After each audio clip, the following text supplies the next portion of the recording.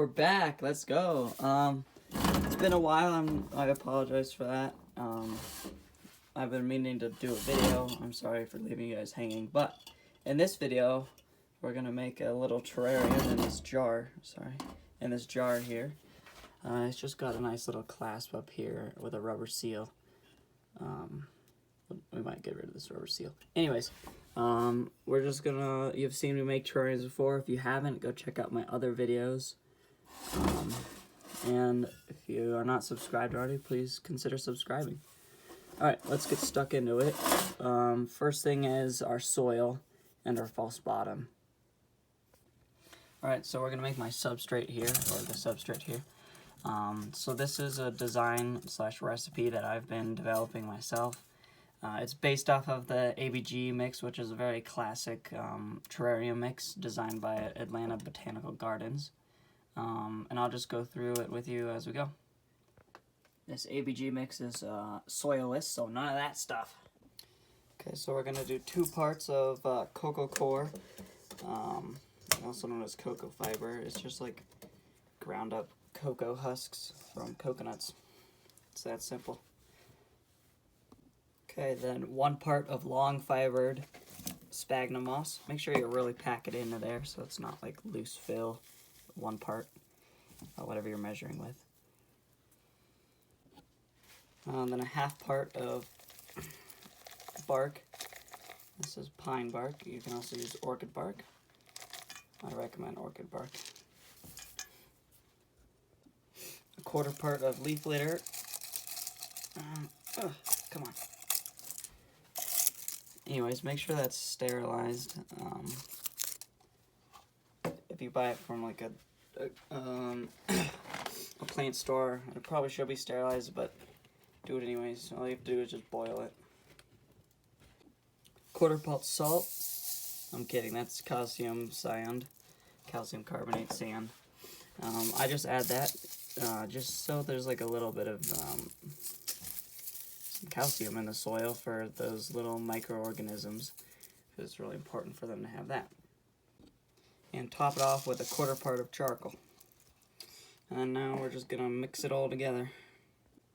Okay, once you've made a proper mess of your workbench here, you should have a very well drained soil that retains moisture and allows the plant's roots to really sink into it, and then also nutrients to be really captured into that soil for those plants to soak that up and use it. Anyways, next thing is to put this into our terrarium, but first we have to make a false bottom. Okay, so what a false bottom does is it creates a moisture reservoir at the bottom of your terrarium to allow moisture to rise up through your substrate when there's not enough on the top surface from evaporation. So let's start that. But first, a word from our sponsor, Raid Shadow Legends. I'm just messing with you guys. But for our false bottom here, I'm going to use some nature soil because I've got some left over and a lot of this stuff anyways. But if you want a cheaper option, you can use just pea gravel or large gravel. It depends on what size of a tank you're using, but pea gravel for something like this size is perfect, or nature soil. Another good thing about the nature soil is it also has some nutrients in it that the plants can use as well.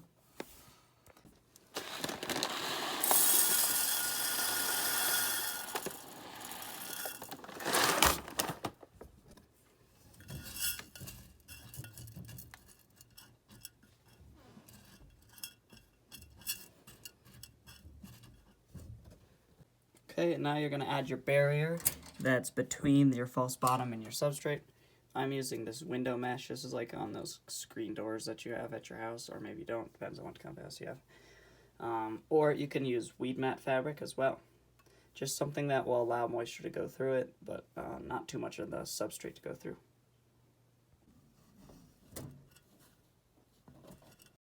And in goes your substrate. Okay, now with the substrate in, you can see this. We got that division here between where that false bottom is and the substrate. And you can see I sloped the substrate up towards the back.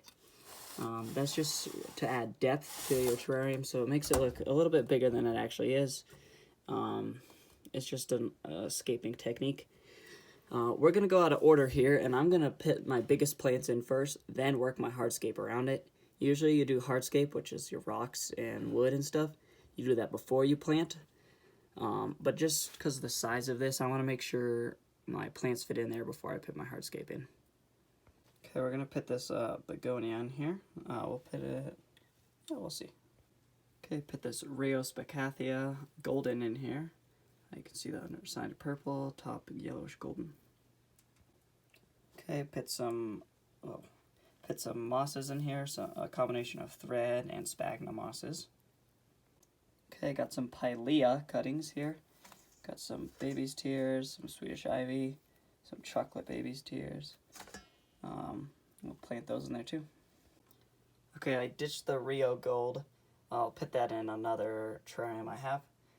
But I'm going to replace it with this spider plant here, and instead of doing a centerpiece, I added hardscape here. Sorry, I'm not filming everything. I just want to show you. Check out the roots on spider plants. They're like crazy tubular things. I just thought that's so cool. Like, look at that. It's awesome. Anyway, we might have to trim this guy down a little bit, but let's plant what we can. Okay, as you can see, our spider plant here is a little bit too tall.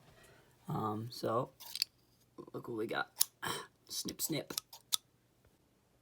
Okay, now that we're done and we've made an even bigger mess than before, now all I'm gonna do is just water this down, and then this should allow me to clean the glass off a little bit. I'm noticing something about this terrarium, that there's a lot of green, but I unfortunately can't do much about that because I don't have any really small red plants. This is helpful. This begonia's got some little bit of pinkish under there, and then this white up here and that. So that's what it's gonna be. But anyways, let me give it a spray down, and then I'll give you a little update on some other terrariums. Okay, I sprayed it down with my spray bottle here and added a few springtails. Let's do a magical cleanup. That's better. Okay, so you can see I removed the rubber stopper seal up here just because I want a little bit more air exchange, but it's still a sealed terrarium, so there's that. All right, let's take a look.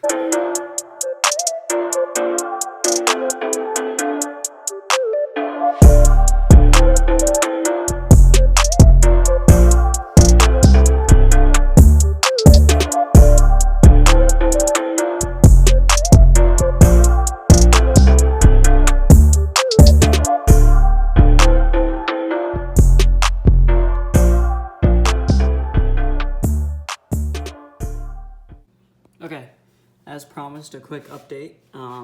Here's one of the terrariums from a previous build, the Bioactive Terrarium here.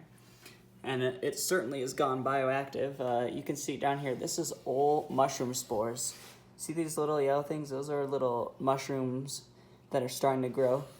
Then they grow into this thing right here. There's one. They don't live very long. This one's already done. They're really cool. But that one, they go out in like a day.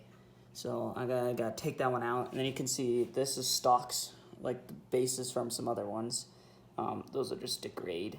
And the springtails will take care of that. Speaking of springtails, there's some on the glass. That's not springtails, sorry. That's just dirt on the grass.